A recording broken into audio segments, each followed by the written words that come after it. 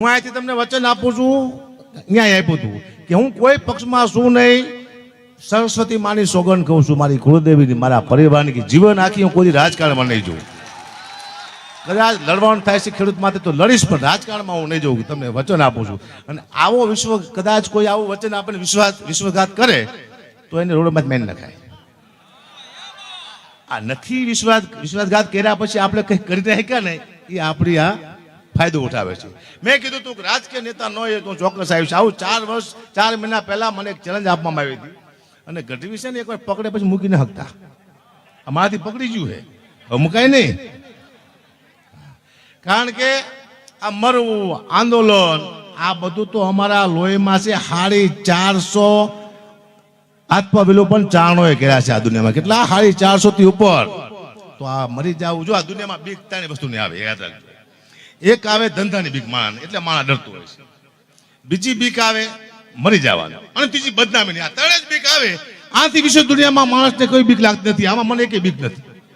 વાત રહી મરવાની, તો મને 12 વર્ષ થયા, આવે કદાચ 8 વર્ષ હરખી જીવું, ન જીવો શું ફેર પડે, એટલે એ બીક નથી. બીજી વાત ધંધાની, તો નથી કરવાનો. 1 કિલો ખેડૂત પાસે ઘઉં લઈશ તો મારું પૂરું થઈ જશે,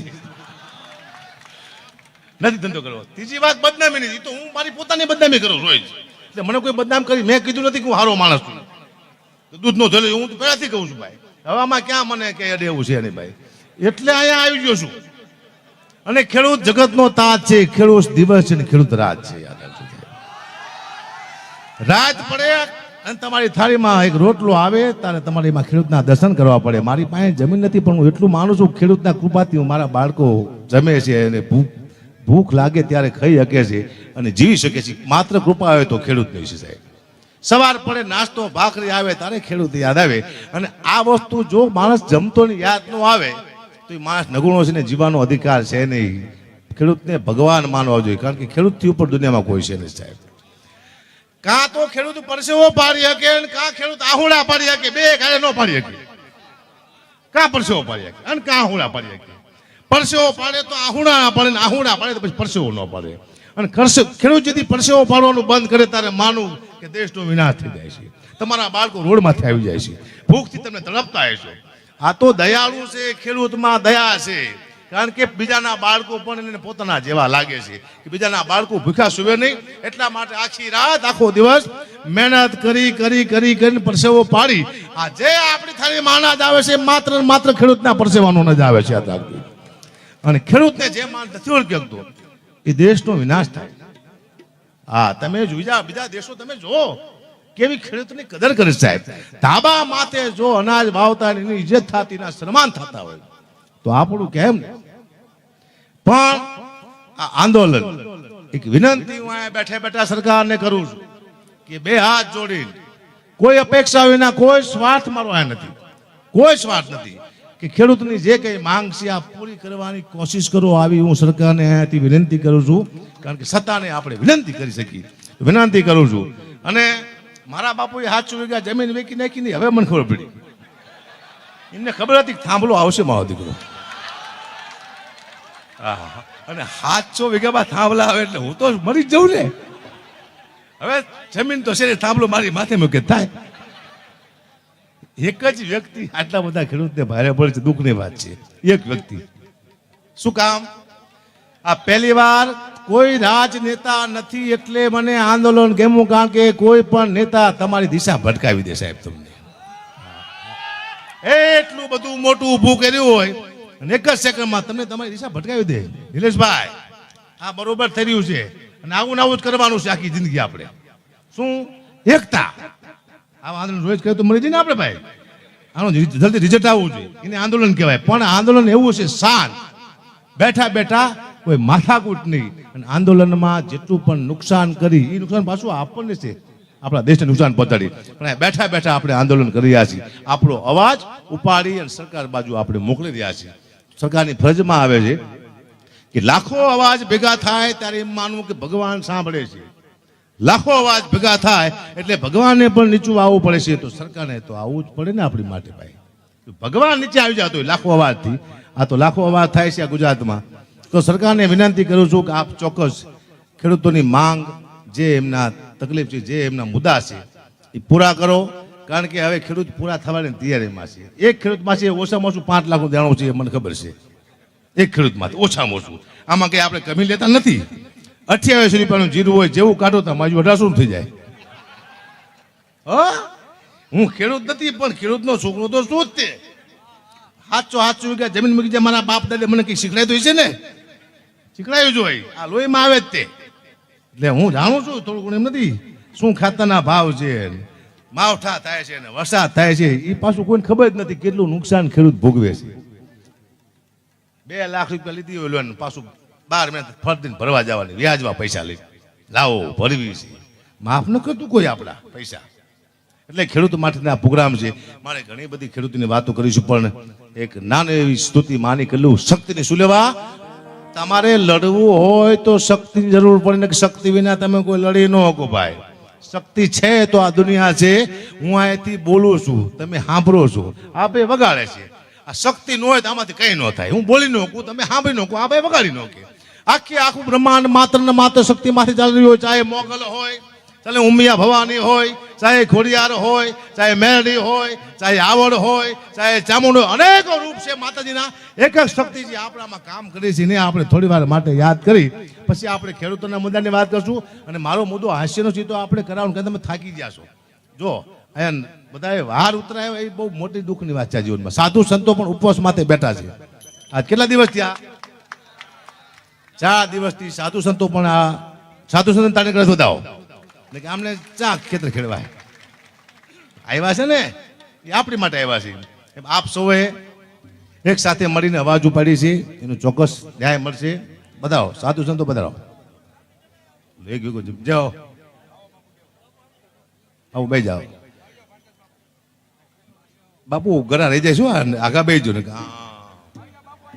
લગુ ન સુખે છે બાપુ. હો જાઓ, કેવું પડે. તો પીછું જોતે એવું લાગે, એમ જાઓ લોરમાં જાઓ.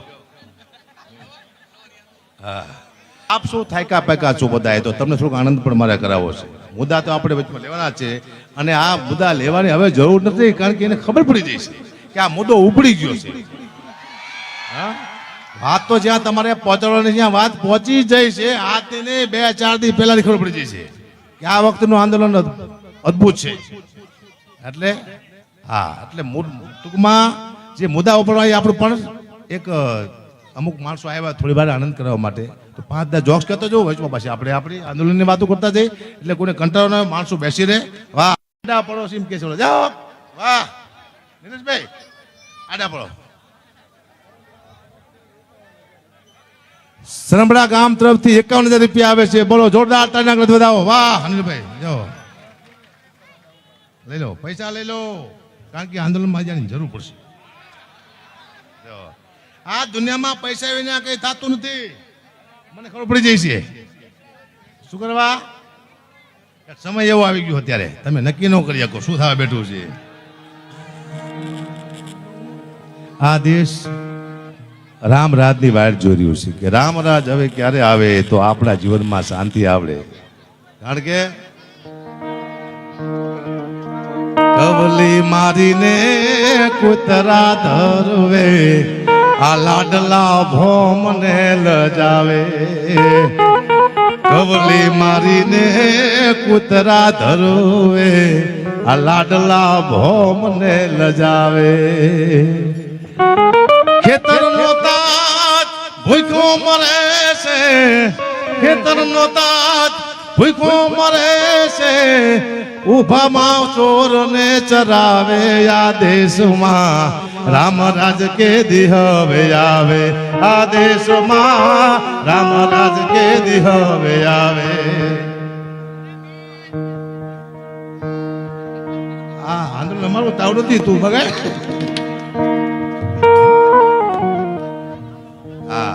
આજનો એક મેન પ્રસંગ તમને કહું, મને બહુ જાણવા મળ્યું.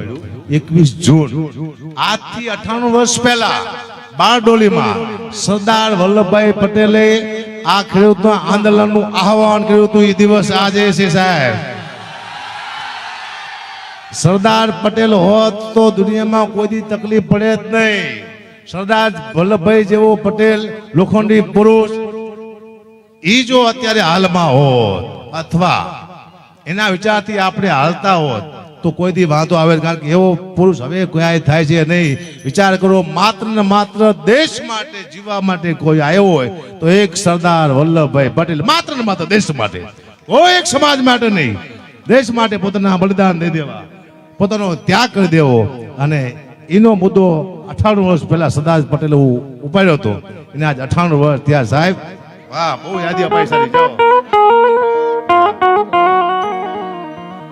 અમારા કવિ દાદની આ કવિતા છે સાહેબ. મેં તો પહેલી વાર હાથમાં મને એમ થયું આ લાગુ પડતી કવિતા છે આ યાર હાલ માટે તમને બહુ. અનેક આંકડા વાળી આ યોજના હવામાં બંગલા બનાવે, અનેક આંકડા વાળી આ યોજના હવામાં બંગલા બનાવે.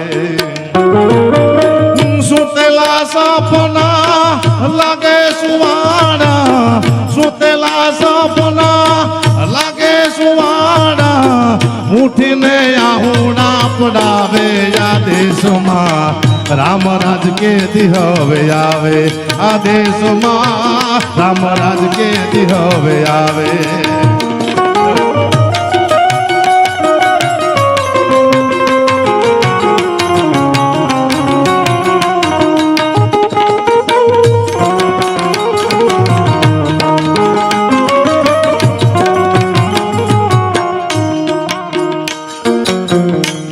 કે આઝાદી ઉગાડી ફરે છે, મુખડા ખૂબ શરમાવે.